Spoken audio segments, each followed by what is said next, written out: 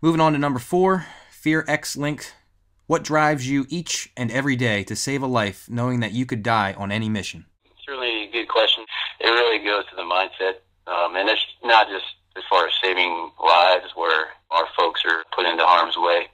The combat controllers, special tactics officers, SHAT, TACP, some of the security forces members out there, the other branches as well. Not only is it dangerous mission-wise when you're downrange overseas deployed, but also in training. Now, the reason why I bring up the mindset is, one, you hear about preparation in sports and football and Vince Lombardi, perfect practice equals perfect performance. In this case, perfect training and repetitive perfect training prevents injuries and prevents death. So really it starts with training. On top of that stems into how you prepare, one, entering the pipeline or entering each individual specific career field, and how meticulous you are, how driven you are, is that carries you through, one, your selection course, the pipeline, the training, but also extends operationally in how you prepare for every little task. The reason I bring this up is guys get hurt in training. Unfortunately, individuals get killed in training, whether it's operator error or equipment. In some cases, unfortunately, a mix of both. Additionally, unfortunately, some of those situations could have been avoided or refocus on preparation. Now, you can't avoid all accidents and incidents. However, it's how you approach life and how you approach the simple tasks. Now, operationally, things happen. I can't prevent all injuries or death, but that's why we sign on the dotted line to do what we do. And we really don't even think about that. I think it's kind of a 5-minute diatribe, and that thought doesn't even cross my mind. I never thought, well, I might die in this. I never thought I might get hurt because I'm focused on executing. I know the guys around me are focused on execution. If your day, your time has come, and so be it. Again, that's why we serve our country, is why we do what we do. That thought just doesn't cross my mind. Hopefully that helps. All right, so we'll finish it up on number 5 here from Jeffrey Dottie. Is asking, pararescue is something that I would like to do. How could I prepare for this? And physically, what is needed to become a PJ? Again, I want to say that extends to the other career fields as well. There's somebody trained to be a SEAL, Army Ranger, PJ, Combat Control, SAT, TACP, all the battlefield airman career fields, Combat Risk Officers, still ALO. Again, the 6 Ps, if you don't know them, you should probably learn them. And there's a right way to say it. Proper prior planning prevents poor performance. I say the first word for a reason, proper. Tragically, as an indoc instructor, saw way too many individuals that had loads of talent, had the ability, but can do, will do. They could do it. They just wouldn't do it in some cases. And also, they just did not properly prepare. They prepared, they just didn't do it properly. So they spent a ton of time doing stuff that just was not going to help them for their particular selection course. In my case, as an instructor, the pararescue indoctrination course, where we have a 90% washout attrition rate. Now, how can you prepare? One, I did a post a while back on our Facebook as far as the initial successful traits of a battlefield airman, because again, that includes all the career fields, it's not just pararescue. But it starts with, one, knowing exactly what you want to do. So I hear sometimes, well, I wasn't sure, and it's a little bit more common between combat control and TACP, because those are a little bit more similar. A portion of the mission sets between SALT, most of those folks have a pretty good idea of, hey, this is what I'm interested in. Pararescue, the medical side, this is what I want to do. So one, that clear sight picture destination of what job you want to go after. And then once you figure that out, how you properly prepare, well, the next key point is you got to know exactly where you're at right now. And a lot of folks just aren't willing to, one, recognize that. They want to pretend, for whatever reason, maybe they're a better runner, or they want to pretend they're a better swimmer. What ends up happening is if you don't have an accurate sight picture of where you are right now, you have no way of knowing the distance you need to travel, in this case, the amount of time you need to drop to truly be successful at that selection course. So it's imperative that individuals get a very accurate sight picture where they're currently at. Once you get that sight picture, now you know which direction to hit. Now, we just did a Operation X, and we can talk more about that later, out in California. And one of the individuals was trained to be a combat rescue officer, and he had 2 months to prepare for his Phase 2, which actually tomorrow he's taking his PT test. So he's actually on a flight there right now. So one of the fastest individuals at 200 pounds I've seen on land. He ran a sub 8-minute mile and a half on a dirt track. That's crazy. Impressive. Very impressive. However, in the water, he could barely swim. He could get the job done, but he was nowhere near the time that he needed to be. So this is a pretty common thing where if you're good at something, and we all do this, we're all guilty. I only say you in reference to the fact that we all do it, is we prefer to do the things that we're good at, and we tend to spend less time in areas that we're just not as comfortable. So that's another critical factor. And one, again, goes back to where am I at right now and where do I need to be. Now, just the fact that the individuals that do listen to this, they're going above and beyond. They're looking for every resource out there where they can improve and understand the direction that they need to head. So everybody that hears this, that's fantastic. You're ahead of the game. Now, just implementing and making sure in some cases, I'm just reinforcing. A lot of cases, these individuals already know it. So hopefully this is just more fuel to the fire.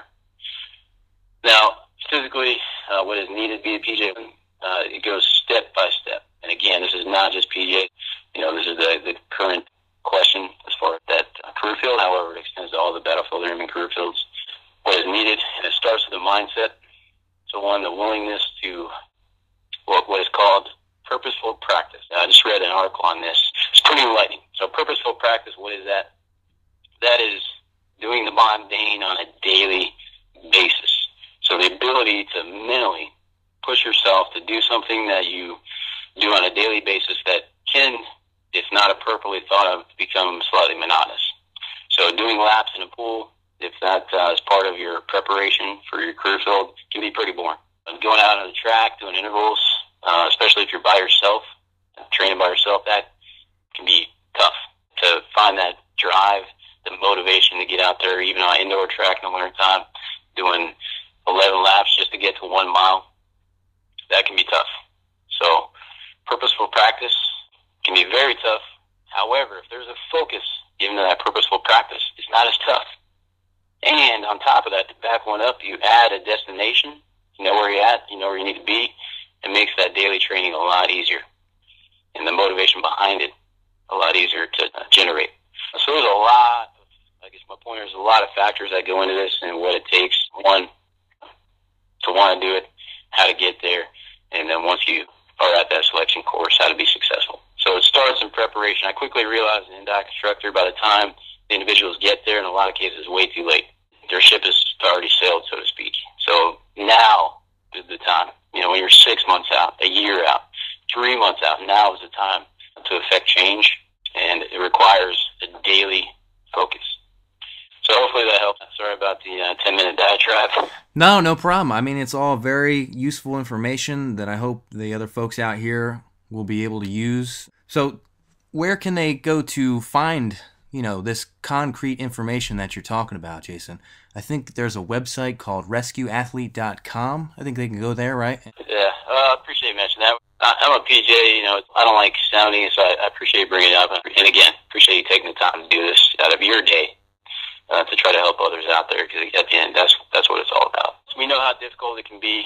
Everything I spoke to, we try to help other individuals, because we know it's challenging, and tragically saw it on a daily basis for 3.5 years. Doug Isaacs, who couldn't be here today, and I are still involved. We're still around the 342nd training environment with other initiatives, but tragically still see it on a daily basis. So that's why we post the information. There's always a why. We're all smart individuals in these types of career fields, and individuals that are prepping for these types of career fields. Actually, there was a study, and special operators have, on average, an IQ of 120. So all smart individuals, and we all want to know why. So that's why we post the daily information on the Rescue Athlete. How do you incorporate functional training, strength training? How do you incorporate run training, swimming, finning, rucking? It can be cumbersome, and it leads to overtraining. So individuals that overtrain are actually backsliding. So not only are they not progressing, but they're going backwards, getting sick, leading to injuries. A lot of the injuries that we saw did not take place in training. They took place in their preparation training. So that's why it's critical that all these different variables of training are interwoven appropriately. That's a skill. That's an artwork. We've already done it. A performance counselor, a psychologist, exercise physiologists, physical therapists, and the physical therapists, exercise physiologists have screened these types of movements. So there's a reason why we do movements on certain days in conjunction with other movements, and there's reasons why we take certain movements out of the equation. For example, overhead presses, individuals that are training for occupations that require swimming, they're already doing a lot of overhead movements with freestyle swimming. So we see too many shoulder injuries, too many knee injuries, shin splints, stress fractures. I've even seen a couple femur head fractures, which minus the mechanism of injury, meaning a fall, a car accident, something heavy impact, that's really hard to do. So what happened in those cases, that was just months to years of improper running form. So not only is it necessary to, one, train properly, but have the proper efficiency, which is why we do our 3-day training events, which is we call the Operation X. So that's 3 days of education and training, and really focus on the mindset of how to be successful in these environments. So again, it extends past the physical element. It's 90% mental, 10% physical, and we get a lot of questions. Well, what does that mean? Why, these are hard courses. Why are you only going to attribute 10% of the total structure to strength? Because at the end of the day, like I said before, see many, many capable individuals, but can do and will do. Two different things. Can do it, but will the individual do it when the time comes? So that's why we focus on the mental aspect of, one, preparation, thought process when you're in those difficult situations where you're by yourself, you got to make it happen. The individual has to execute. So there is a mental preparatory approach that we've implemented in through our Operation X. We don't really put this out, so we don't want individuals to get too confident, but we have an 82% success rate. It all stems from the mindset. So quite a few variables, and again, I'm throwing a lot at you, individuals that listen to this. If you're training for one of these career fields, the time is now, and just make sure you do it right and do it smart. Well, hope that helps. Thank you for all that insightful info, Jason. That website again is rescueathlete.com.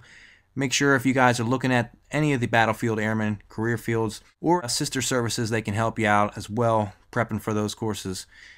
Make sure you go check out their website. They've actually got what's called RA Worldwide, which is kind of like a Facebook for rescue athletes. The whole goal behind that was to link individuals, for example, that are going to, say, the CCSC Combat Control and Southeast Selection course, where start meeting each other, start the dialogue a year out. So it's been pretty neat to see that evolution where folks are able to link up and start the team dynamics before they even show up, which is critical. Not only is the mindset important, but the fact that the team is functioning efficiently is huge.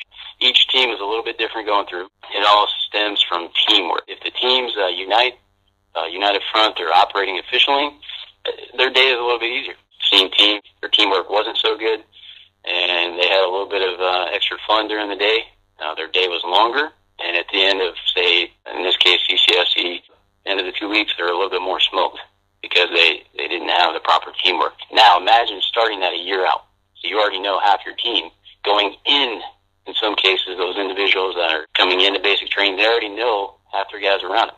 Now, in a lot of cases, dialogue through the website, but you've already started that teamwork. So that's a little bit of why we started the Rescue Athlete Worldwide, the social media aspect of our website.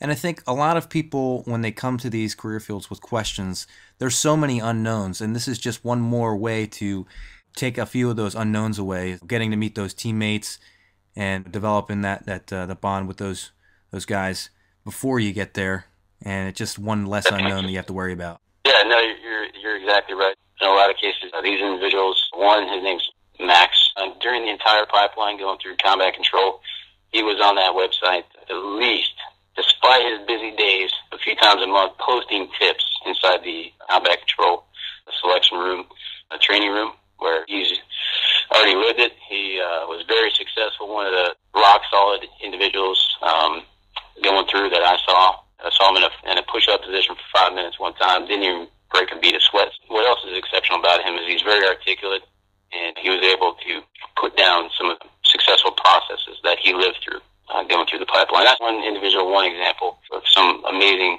information inside there. Again, it's free information.